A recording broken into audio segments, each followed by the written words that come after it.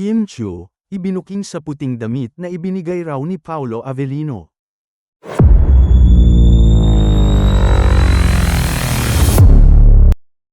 Wala nang kawala si Kim Chiu sa sunod-sunod na pambubuking sa kanya ng mga netizen na sinawsawan pa ng mga kasamahan niya o co-host ng It's Showtime.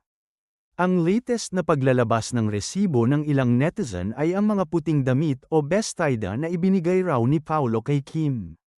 Sa ex-post na dating Twitter ni @Jackie Ellen 78,685 ipinosti nito ang isang compilation na nagpapakita kay Paolo na pumipili ng ilang damit kasama na ang hawak nitong puting dress. Ikinarga sa video ang ilang mga ganap ni Kim na suot ang ilang puting damit na tila ang ilan sa mga ito ay hawig sa hawak-hawak ni Paolo habang namimili sa isang department store.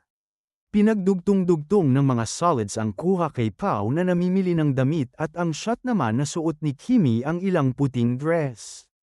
Lalo pang nagatungan na binigyan o niregaluhan nga ni Paolo si Kim ng damit nang usisain ang huli sa It's Showtime tungkol sa unang pagkikita nilang dalawa ni Paolo. Tumawa na parang kinilig si Kim na mukhang sukol at hindi na makapag-deny tungkol sa damit. Sabi nga sa post ni @ReyesAsh05 sa clip na tinatanong si Kim ng kanyang mga co-host, at inaraw-araw na nga po ang aming tsanita. White dress daw, yan ba ang sinuot mo nung first meet-up nito?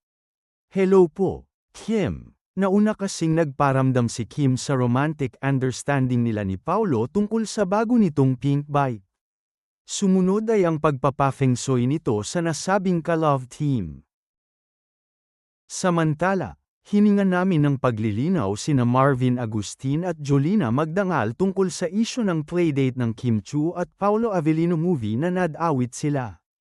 Kahit nga may short playdate na sa March ang movie ng Kim Pao, nagkaroon ng kaisipan na kesyo pinaburan daw ang pelikula nila over them. Ayon nga kay Marvin, hindi Star Cinema produced ang movie nila. So walang connection doon sa playdate. Sa isang banda, hindi naman may kakaila na ang love team nina Marvin at Jolina ang isa sa pinakasikat noong 90s. Pero in fairness, consistent sila na kahit ang tagal nilang magkatambal at maraming pressure na maging sila, hindi raw talaga sila umabot sa relasyon. Kung ngayon may mga iba't ibang tawag, label, talagang kami ni Jolina, yung sa amin, MU, as in mutual understanding, say ni Marvin.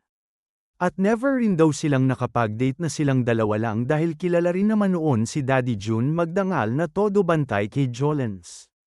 Say ni Jolina, pero alam nyo, I think, yung kung ano ang relationship namin ni Marvin noon na hindi talaga naging kami kaya ganito kami ngayon.